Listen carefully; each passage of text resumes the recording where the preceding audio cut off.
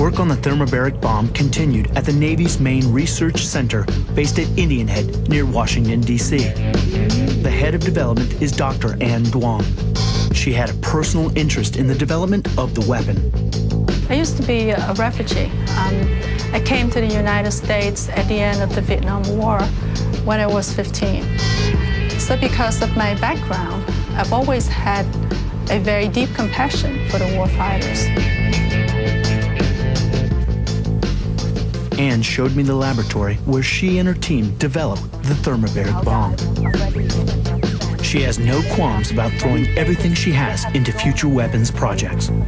I want to make sure that I do everything at least I can individually, personally, to contribute to the protection of this democracy and this freedom.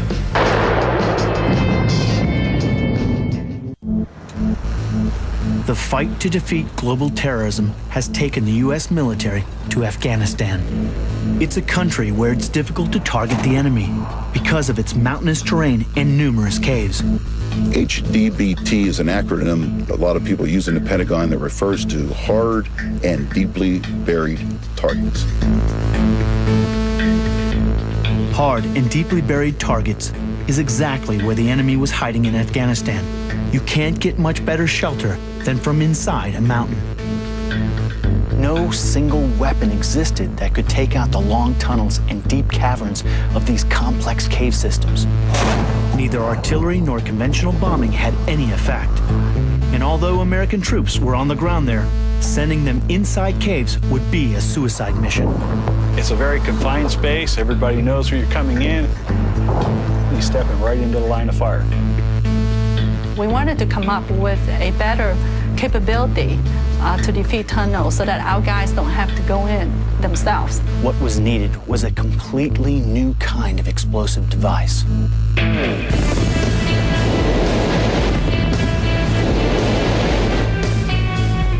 You need the kind of weapon that could generate sustained blasts so that by the time the blast reaches the target deep inside the tunnel, it's still of sufficient intensity to defeat that target.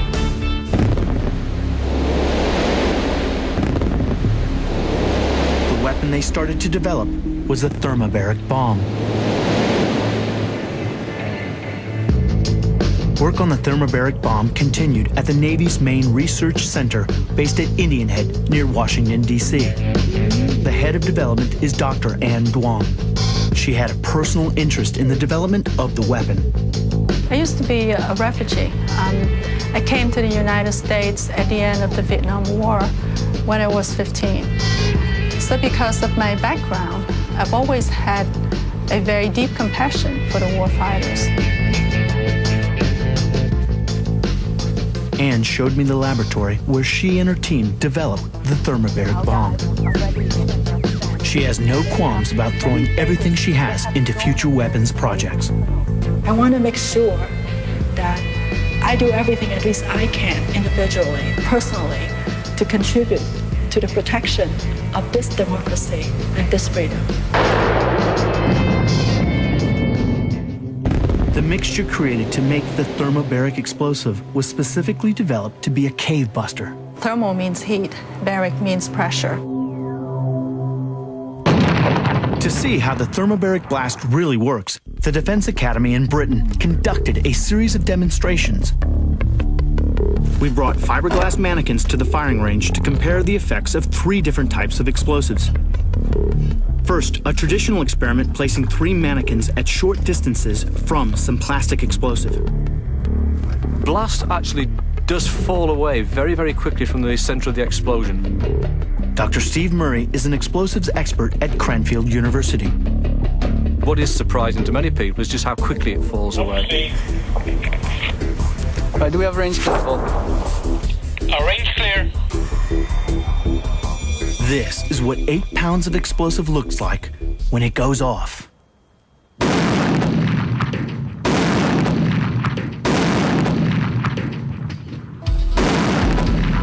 Our high-speed camera is running at over 4,000 frames per second. It clearly shows what happens to the 3 dummies. The one that was nearest the actual charge itself has been absolutely and completely shredded. but the ones that were further away are still pretty much intact. This is typical effective blast. Impressive at close range, but plastic explosive is useless against a target deep inside a cave. The thermobaric device had been in development for a few years. The invasion of Afghanistan meant Ann Duong and her team had to suddenly deliver a working weapon in days, not years. I got the call from the Pentagon. We were told to do something now. By the time we started the project, our warfighters were already in Afghanistan. With no time to lose, the team had to finish the thermobaric bomb in just 67 days. The weapon was now ready for testing, and the caves of Nevada were the perfect test site. Tom Ward was the head of the test program. How did they manage to deliver the bomb so quickly? They were working just massive amount of hours to make sure this thing comes together. We worked night and day. We knew how far and how fast we could push things. Normally, a weaponization program takes 3 to 5 years because, you know, when you deal with explosives, you have to be extremely careful. And we went right up to the edge of the limit. And we knew that we would not have a second chance. This is it. Lab tests are one thing, a live field test is another. To work properly, an F-15 fighter had to drop the bomb exactly at the mouth of a tunnel. There's no room for error. While we had tested it on the ground in static test, the whole issue is during the whole dynamic flight is making sure that the weapon actually performed as intended. 10 seconds to get back. The thermobaric bomb was guided by laser right onto the target. Check line. Impact. Switch to safe. The F-15 pilot hit the bullseye. He dropped it, and it was a perfect hit.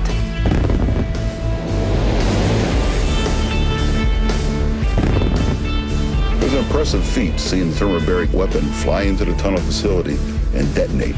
And you know that it's creating a lethal environment down that facility. A high-speed camera in the tunnel captures the blast. The footage proved that the blast wave carried right through the tunnel, and the energy from the blast even exploded out the vents. When the weapon went in, you saw the relief on everybody's face at the test. It was great. The weapon performed exactly as expected. Hooray. A relief, a great sense of relief. The weapon was now ready to be deployed. From the caves of Nevada, 11 thermobaric bombs were shipped to Afghanistan ready to be used in the Afghan mountains. There was definitely an effect out there where folks understood and knew that they were not safe inside some of the tunnels these days. I tell you, when you're strongly motivated, you could move Earth. You could make miracles. And that's what this team was able to do. We all saw what happened in 9/11, and we all wanted to do something about it. So everybody, voluntarily, there was that sense of urgency. We spent all these years working in science and technology, years